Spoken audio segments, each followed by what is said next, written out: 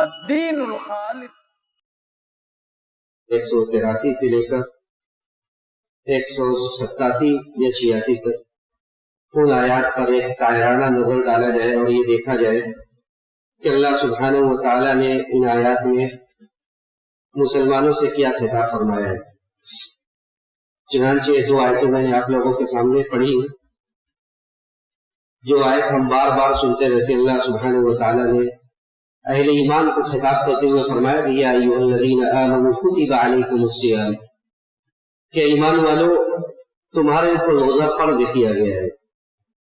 کما کتب علی الذین من قبلکم، جیسا کہ تم سے پہلے کے لوگوں پر فرض کیا گیا تھا۔ دیکھیے روزہ کی فرضیت، سب سے پہلی بات اس آیت میں یہ کہ روزہ اللہ تعالیٰ نے فرض کیا ہے۔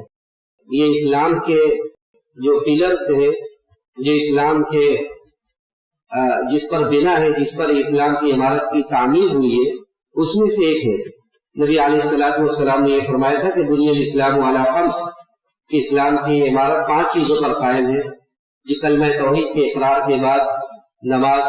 کا قائم کرنا، زکوٰۃ کا ادا کرنا، رمضان کے روزے رکھنا، وَلِلَّهِ عَلَى النَّاسِ حِجُّ الْبَيْتِ، اور اسی طرح حج ان لوگوں پر جو حج کی استطاعت رکھتے ہوں۔ تو یہ رمضان کا روزہ بھی یہ اس میں سے ایک ہے جس کا انکار کرنے والا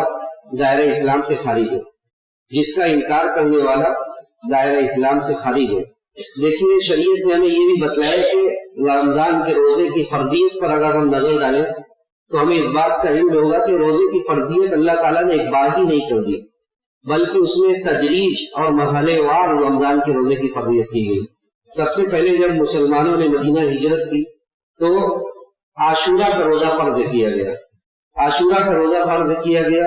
اس کے بعد جب یہ آیت نازل ہوئی تو عاشورہ کے روزے کی فرضیت منسوخ ہو گئی، لیکن اس کا استحباب باقی رہ گیا کہ عاشورہ کا روزہ رکھنا یہ مستحب ہے، لیکن جو فرض تھا اس فرضیت کو منسوخ کر دیا گیا۔ لیکن رمضان کا روزہ بھی جب یہ آیت نازل ہوئی، جو آیت میں نے بھی پڑھی آپ لوگوں کے سامنے، اس میں اگلی آیت میں اللہ تعالیٰ نے اختیار اور آپشنز کا ذکر کیا کہ اگر آدمی چاہے،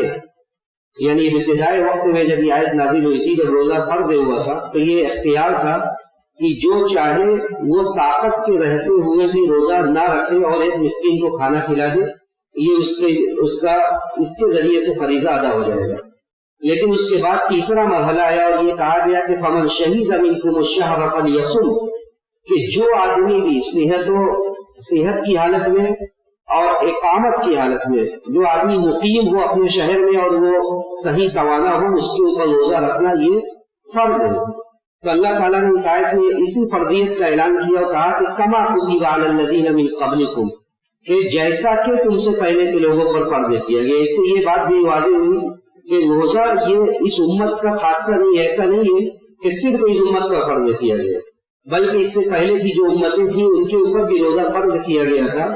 اس کی تفصیلات میں بھلے ہی اختلاف رہا ہو، لیکن روزہ بذات خود پہلے کی امتوں پر بھی فرض تھا۔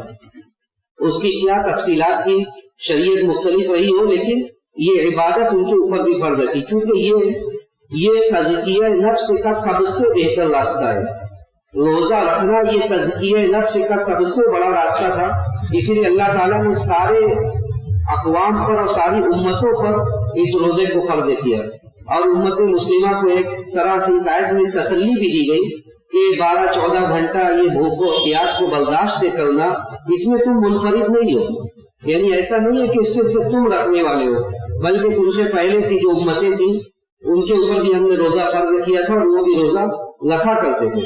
تو اس آیت میں اللہ تعالیٰ نے ایک تو یہ بتلایا کہ پہلے کی امتوں پر بھی فرض کیا گیا تھا، اور دوسرا تسلی دی گئی کہ یہ بہت بڑا مسئلہ نہیں ہے، تم جس طرح تم رکھ رہے ہو اس سے پہلے کے لوگوں نے بھی روزہ رکھا ہے۔ اور اللہ تعالیٰ نے یہاں پر جو سب سے بہترین خطاب ہو سکتا ہے، دیکھیے اللہ کی نظر میں سب سے قیمتی سرمایہ ہمارا جو ہے وہ ایمان ہے، سب سے قیمتی سرمایہ وہ ایمان ہے۔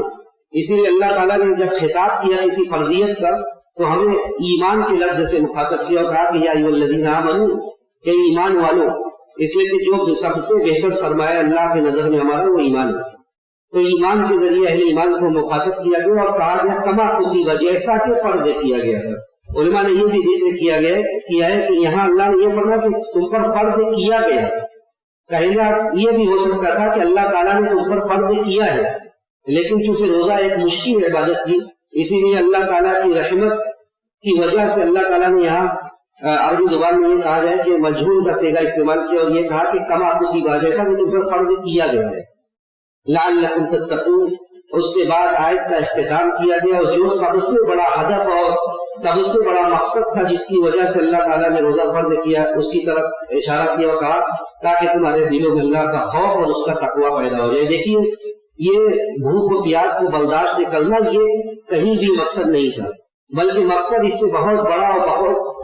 اعلیٰ ہے کہ اللہ تعالیٰ نے اسی لیے روزہ کو فرض کیا گیا تھا تاکہ دل کی جو پلیدگی ہے،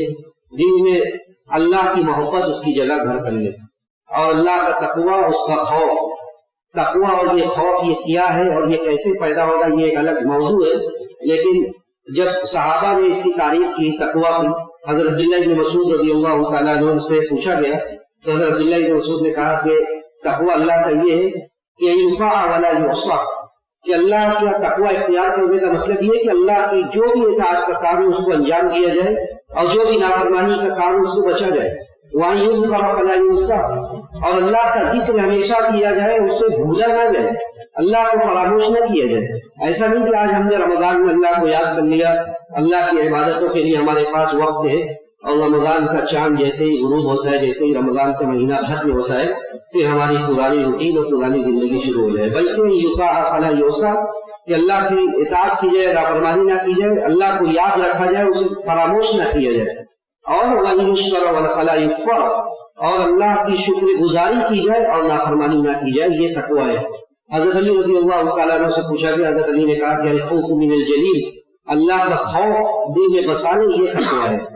اس کے علاوہ والعمل بالتنزیل، قرآن میں جو احکام اور احکام پر عمل کرنا، یہ تقوی ہے. والقناعۃ بالقلیل، اور جو کچھ بھی آپ کو تھوڑا بہت مل جائے اس پر قناعت کی زندگی بسر کرے، یہ تقوی ہے.